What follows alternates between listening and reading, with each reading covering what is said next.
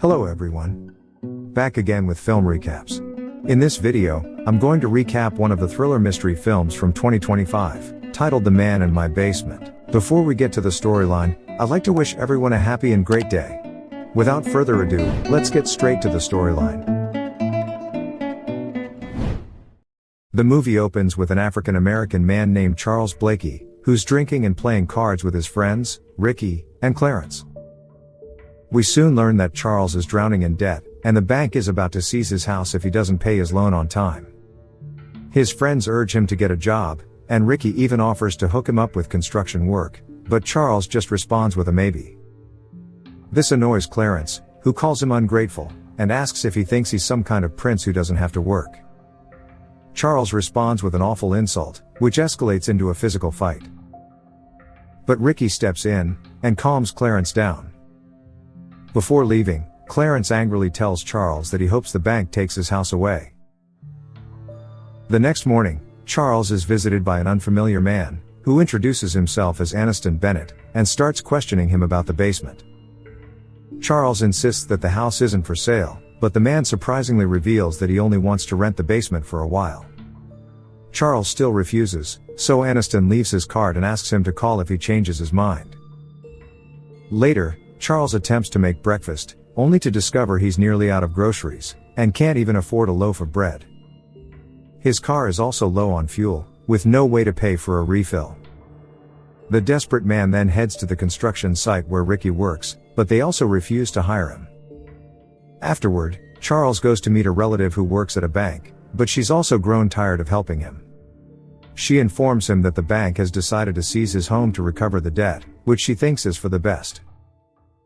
Despite this, Charles refuses to give up, and calls his aunt to ask for some money. But she is furious that he's losing a house that has been in their family for 8 generations. She's even more disappointed that he only calls when he needs something, and refuses to help him. With no other options left, Charles calls Aniston's number, and leaves a voicemail to discuss the proposal. He then heads to the backyard, which turns out to be a cemetery where his family members are buried. Soon, he arrives at the basement, and is shocked to find a dead dog lying there, seemingly left abandoned by him for a long time. The next morning, he calls Ricky for help in clearing out the basement, which contains a lot of old items.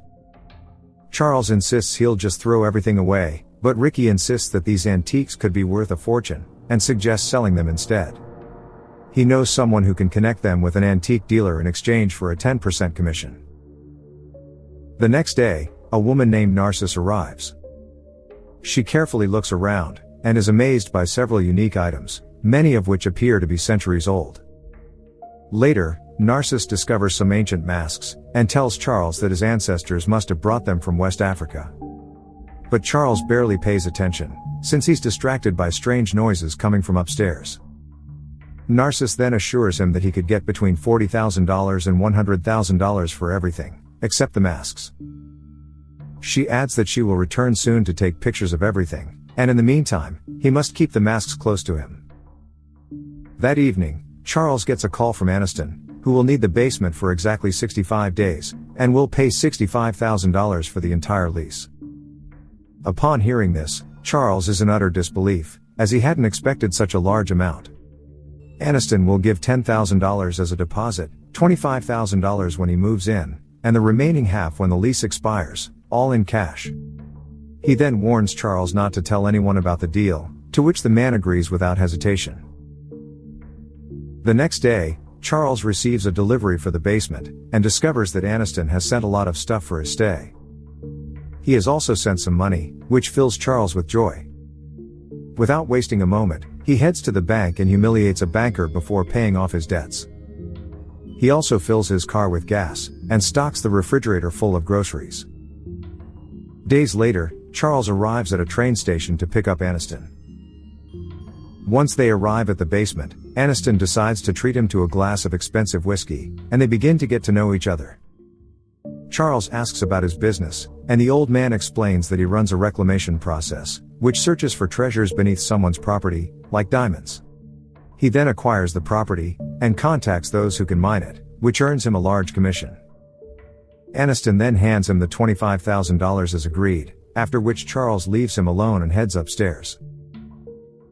The next morning, when Charles returns to the basement with a coffee, he is horrified to see that Aniston has built a cage with a toilet and has locked himself inside.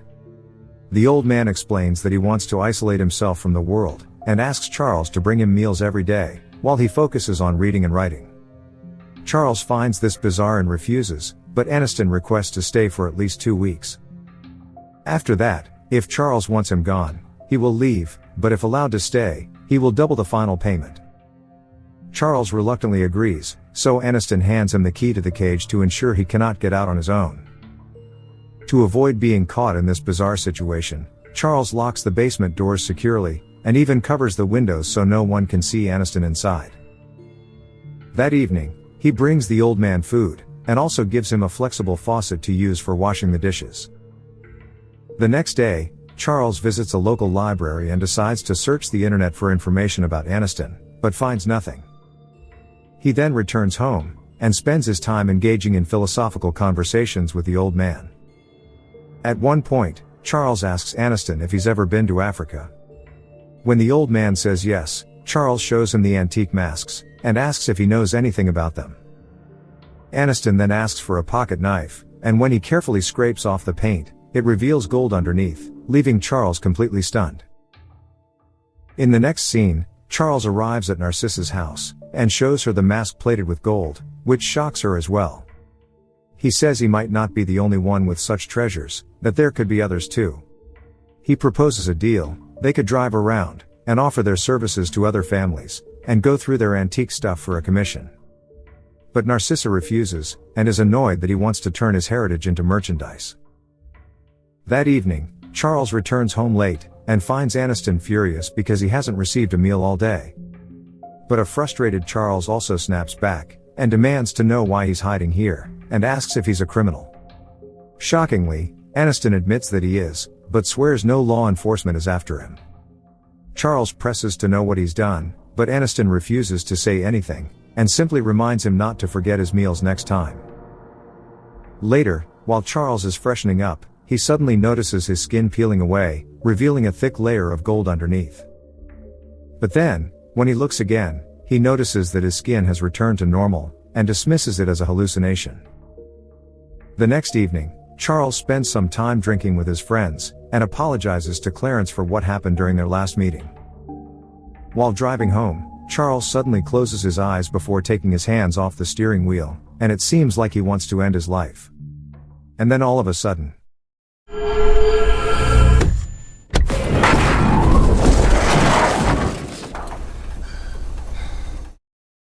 the shocked man rushes out to check, and upon seeing the lifeless animal, he's overwhelmed with guilt. Upon returning home, Charles tells Aniston that their 2-week trial period is almost over, and he must leave afterward. Here a desperate Aniston decides to reveal shocking information, and says that his first job was as an accountant in Tehran. To test his loyalty, his employers once took him to a cell and ordered him to kill a man, which he did without hesitation. Upon hearing this, Charles is horrified, and realizes Aniston came here seeking redemption, because the dead man was also black. He now gets even more determined than ever to kick him out of the house, but Aniston argues that he knows Charles still needs the money. Next, he suddenly narrates Charles's life story, including where he went to high school, became a football star, and got into an average college because of it. He reveals that Charles's father died young, and after college, he returned home to care for his mother. But when she passed away, Charles had to look after his uncle Brent, who was very cruel. Aniston even knows that Charles once worked at a bank, where he stole $433, and got fired, leaving him broke, and buried under a $68,000 mortgage. In a shocking twist, Aniston reveals that it was actually him who offered a high price for the house, and pushed the bank to start the foreclosure. Upon hearing this, Charles is horrified, and decides to kick him out. However, Aniston argues that Charles's situation won't change whether he stays or leaves. And so, a frustrated Charles decides to give him real punishment, and declares that from tonight onward, Aniston is his prisoner, and he is the warden. The enraged man then turns off the basement lights and storms upstairs. The next morning, Charles returns to the basement, and tells Aniston that everything from now on, food, water, books, and even lights will be a privilege. He explains that he will ask some questions, and if he doesn't like the answers, one privilege will be taken away. Aniston has only one right: he can request to be released at any time, and Charles will let him go 96 hours after that. Aniston then adds a condition that after every 3 answers, he will ask a question of his own, which Charles must answer honestly. Next, they begin asking each other a series of questions, and Aniston reveals that he is an American citizen and was born in the US. Up next, Charles asks him if he has ever murdered anyone.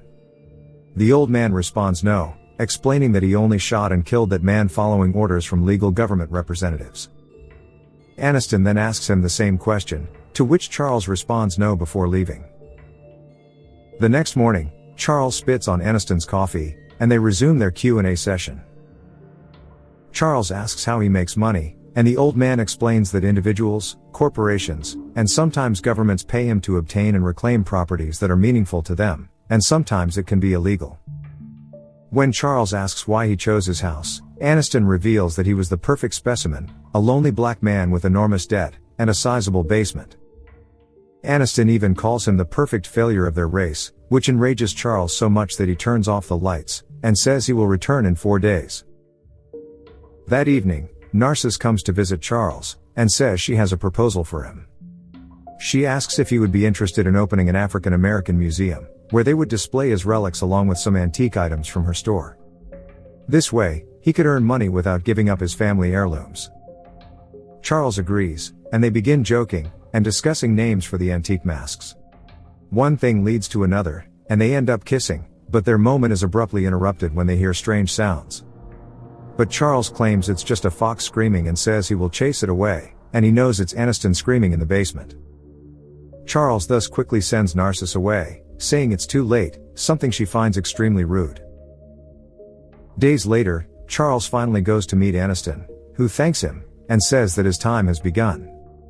He reveals how all the people he killed and tortured came to him in the darkness. He then begins recounting all the atrocities he has committed, including the time he fed a 9-month-old baby to a hungry dog on someone's orders. However, he tries to justify himself, claiming that he has also saved thousands of lives, and that the baby would have died one way or another. Upon hearing this, Charles is shaken to his core and proceeds to leave. Even though Aniston begs him not to cut off the light, he refuses and switches off the bulb. That evening, Charles arrives at a party of his close friends, where he notices Narcissus as well, and the two awkwardly stare at each other. Frustrated, he begins drinking, and soon hallucinates his dog, which prompts him to flee from the party. Soon, Charles returns to his house, and senses someone's presence, so he arms himself with a shovel. He looks carefully around, and notices the television on. As he moves closer, he watches a montage of several clips showing the suffering of black people throughout history. His hands suddenly appear bloodied, and he sees his hungry dog devouring the innocent deer he once hit. The dog starts barking, and a terrified Charles runs upstairs, and hides under a bed. Moments later, a man, who turns out to be his dead Uncle Brent, enters the room to beat him for his bad behavior. This is obviously a hallucination, but it implies that Brent was an abusive person who used to beat Charles in his childhood. Before Brent can reach him, Charles runs away from the house, while recalling his teenage years, and soon falls into the sea. While in the water, he sees a woman nearby, and she seems to be his mother. Later on, Charles returns to his house and heads to one of the rooms, where he sees his uncle dying and begging for help. Charles breaks down in tears and feels his mother's hand on his shoulder, after which he leaves the room. Disturbed by these events, he finally decides to visit Aniston, but finds the man in a horrible and filthy state. Aniston quickly threatens to kill him, so Charles warns that in that case, they would both end up dead. Here, Charles demands that he tell him who he is, or he can go back into the darkness. When asked his real name, Aniston reveals that his birth name is Tamal Nosos, but that he never knew his parents. His birth certificate lists his mother, Maria Nosos, as Greek and unmarried, while his father appears only as Tamal, with Turkish nationality. Charles then removes his blue contact lens, and explains that when he grew up, he gave himself a new name, and adopted the surname Bennett from a powerful British family. Upon hearing this, Charles begins mocking him, saying that since he never knew his father, He could be anything, such as Arab, Indian, or even African. But Aniston angrily insists that he is as white as the sun. After this, Charles surprisingly calms down and gives the old man a bath, and some food before finally providing a new light bulb and a book. Afterward, Charles finally admits that he killed his uncle by letting him die. He reveals how he was angry that he had been left alone in the house to care for the man he had hated his entire life. And so, he stopped answering his calls, and eventually those calls turned into screams, which he ignored. Charles waited for the screams to stop, and in the end, his uncle passed away because of the neglect. Aniston is stunned to hear this, and it seems that Charles has been overwhelmed with guilt ever since this incident. The next morning, he finally decides to vacate his uncle's room, and he notices a little girl in a dog mask outside, who glances at him before leaving. He then heads to the basement with a meal for Aniston, only to find the old man lying lifelessly. He has left behind a letter, explaining that he came here in search of answers in books, but ultimately discovered the true answers while trapped in the darkness. Charles buries Aniston in the cemetery in the yard, alongside his family members. To add, the man even left letters to be delivered to his business associates and family, so they could mourn him, but Charles doesn't care and burns them. Aniston also left a red pill for Charles, which could grant a fast and painless death if he ever chooses to use it. However, Charles decides to take a different path, and begins building a purposeful life. He and Narcissus transform his house into a museum, where they display the ancient relics for the world to see. The movie ends with Charles living in the basement cage, reading books, and continuing his journey of redemption. Okay guys, thanks for watching. See you again in the next video.